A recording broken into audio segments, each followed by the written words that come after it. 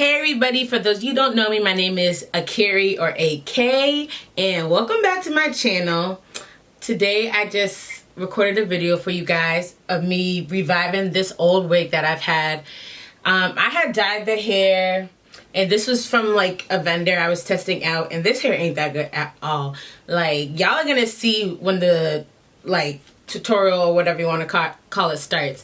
Like, this wig looked like a rat on a New York street or something, but it really didn't take much to revive it. Like, I thought I was gonna have to do so much more. I thought I was gonna have to wash and condition it. I haven't worn this wig in a while, so maybe like the last time I did wear it, I like deep conditioned it. But this is just like a quick little revival video of this wig for you guys. Further down the line, I do plan to do a more in-depth one on what I really do to make my wigs look bomb, but that's gonna be later on. Make sure you like, comment, and subscribe to this video. This is also gonna have a makeup look with it, so make sure you keep an eye out for that video also, and I will see you guys in my next one. So jumping right in, I told y'all this wig looks crazy, so this is what I'm starting off with. I made this unit on my sewing machine. I actually hand sewed it before, but then I redid it on my sewing machine. I'm gonna be using my blow dryer, my straightener, my hot comb, and a few other products like some detangling spray from Dry Bar that I got in my FabFitFun box, a thermal heat spray, and then some clips like you just saw. This is a detangling spray from Dry Bar I was talking about, and then this is like the heat protectant I'm using. So I'm just starting off by brushing the wig. Like, y'all see how much of a struggle it was to brush it. So I took that detangling spray and I just sprayed like not a crazy amount, but just a little bit, because this is my first time using the product and I didn't know how it was going to go over. I didn't want too much junk in the hair. So I just sprayed a little bit, kind of ran my fingers through it, and then I started combing it, well, brushing it out, and it wasn't that bad. I made sure to start at the ends, well, except for here, but for the rest of it, I started at the end and then worked my way to the top. So now I'm just using that heat protectant spray.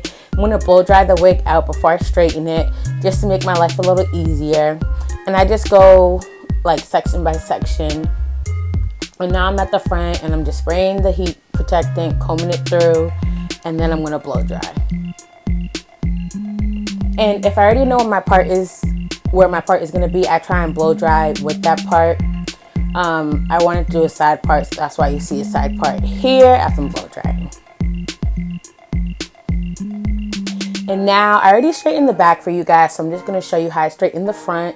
I like to take really thin, well, not super thin, but like thin sections, because if my hair's straightened, I want it to be as flat as possible. And just like everyone else in the world, I do the comb chase method. So I just part a small section, make sure there's no tangles, comb it out, and then I go over the roots like once or twice, and then I go through the whole length of the hair once. That's why my straightener, I decided to invest in a really good one, because I hate having to go over pieces of hair multiple times. This one is from Babyliss, if you can't tell by the blue, and it was worth the money. It saves me so much time and energy.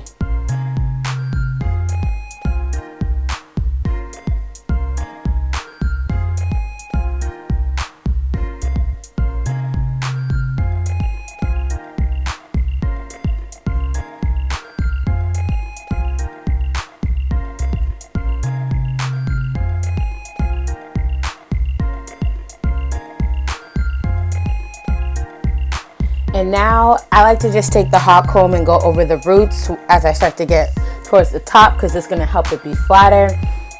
I don't worry about it too much when I'm at the very ends of my frontal, because they usually straighten out pretty flat with the first pass. And now I'm almost done with straightening my frontal. As you can see, I'm straightening it as if I was going to have a side part. I ended up changing it to middle part because I wasn't too crazy about the side part. But I just straighten the hair in whichever direction it needs to go. Then I go over the roots with a hot comb.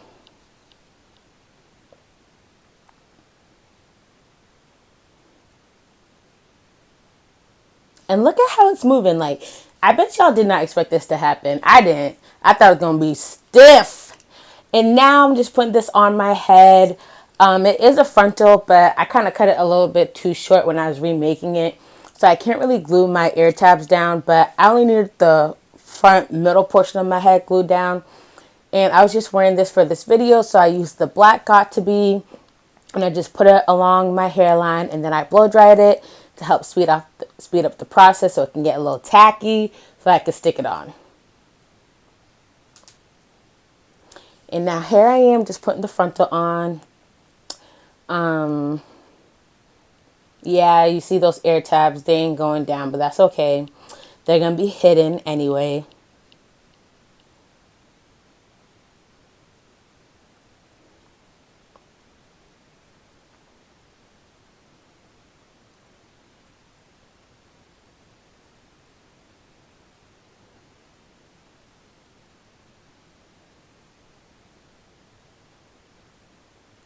And like I said before, I wanted a middle part, so I'm just defining that middle part, trying to make it as clean as I can and make it look nice.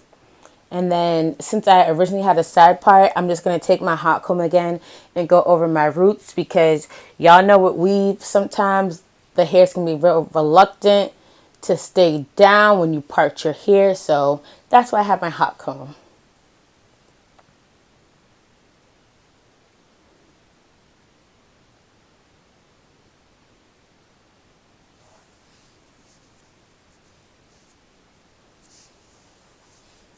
And now I'm just using this wax stick to kind of help make the part flatter and to tame any flyaways, because you know frontals and closures, they always got some type of flyaways. So I'm just using a little bit of the wax stick, not too much, because I don't want to have too much buildup on the hair. And then after using that wax stick, I'm just going to take my hot comb again and try and get it flatter.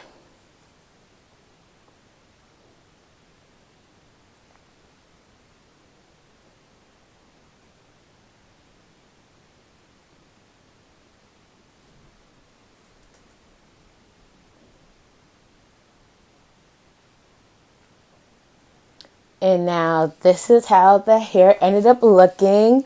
Looks nice. I really like how I dyed this hair. I just put some highlights in it. I don't have any video on how I did that, but y'all will be seeing it again soon. But make sure you like, comment, and subscribe, and I'll see you in the next one.